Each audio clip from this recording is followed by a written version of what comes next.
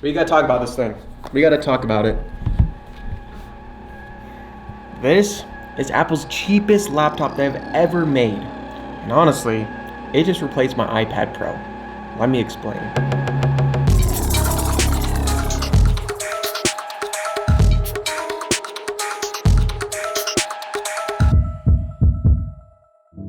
Alright, so this story actually starts in 2010 when I got my very first iPad, the iPad first generation.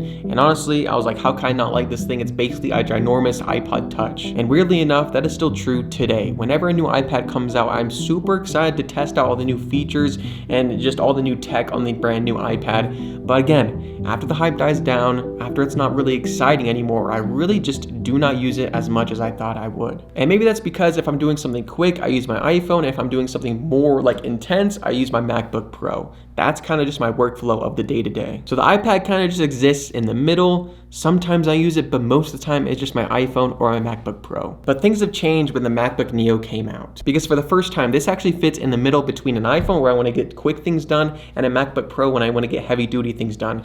This perfectly fits in the middle. Let me explain. Number one is the pricing.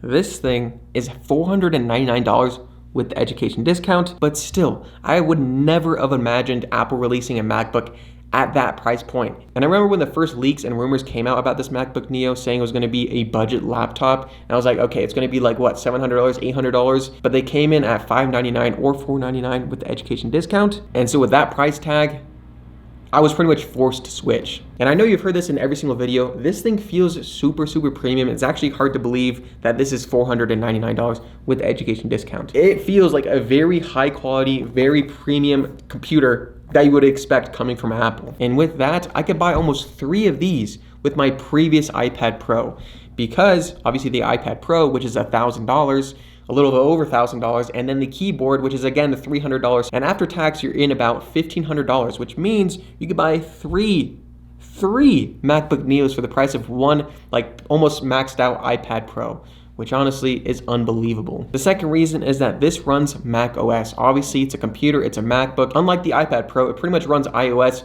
like a heavy duty version of it, but it's still basically iOS. I just feel like productivity wise, it just didn't work out for me personally. Now I know the iPad Pro is an amazing, it's a crazy tool, but for me and my daily tasks and everything like that, it didn't really make sense for the price tag especially. But with this running Mac OS on it, I feel like it's more capable and less restrictive when getting work done on it. Like emails, editing videos, editing photos, and playing around in Illustrator, it just works and there's no learning curve or restrictions. I feel like with the iPad Pro, you have to get the keyboard and trackpad to get the maximum output, but with the MacBook Neo, it has a keyboard and trackpad built into it. And speaking about the trackpad and keyboard, it did not cost extra. It just was $499. And they actually use a previous generation trackpad on this device. And I was like, okay, it's gonna feel like trash, it's not gonna feel good. But for me, I actually really like how this feels and how this clicks. Like it clicks everywhere, every single corner and edge.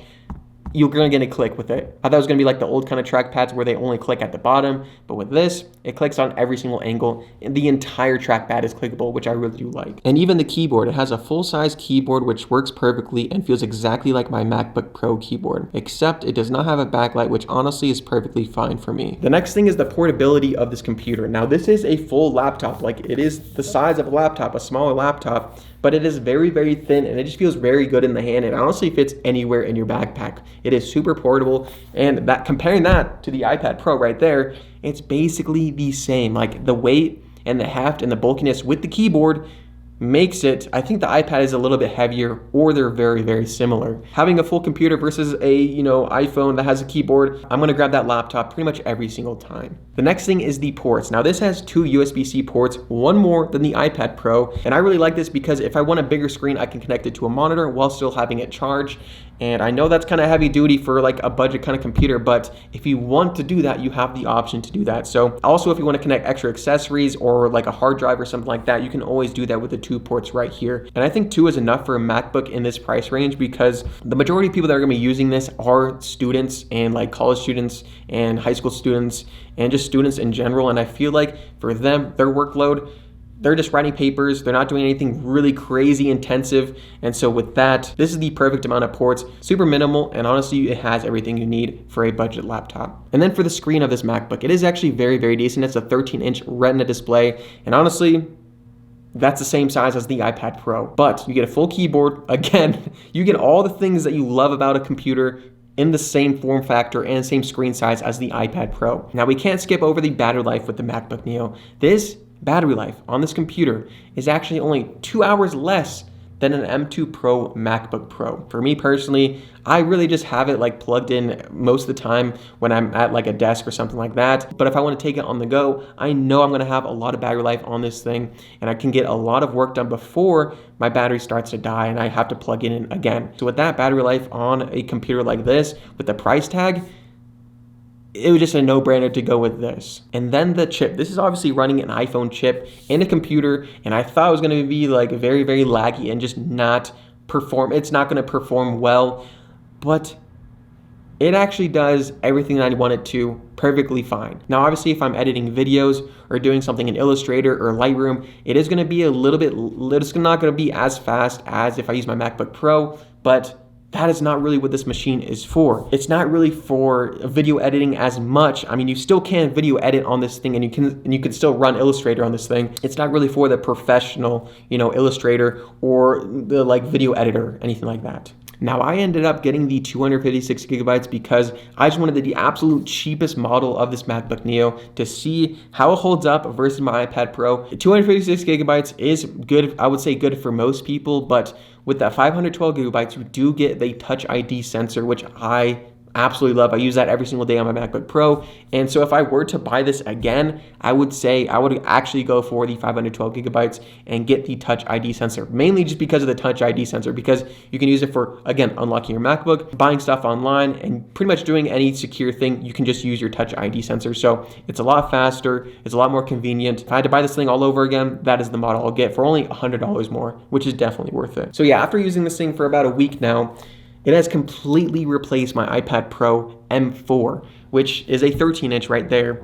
And I honestly don't even remember the last time I actually used that versus picking this thing up. Just because of how portable it is, how convenient it is. It runs Mac OS on there. I can get everything done, and it feels like I'm actually getting real work done. And that's exactly what I want with a kind of middle computer, is getting things just done. Oh yeah, I also got this lemon lime color because this is my favorite color. If I were to pick it again, I would get this color again.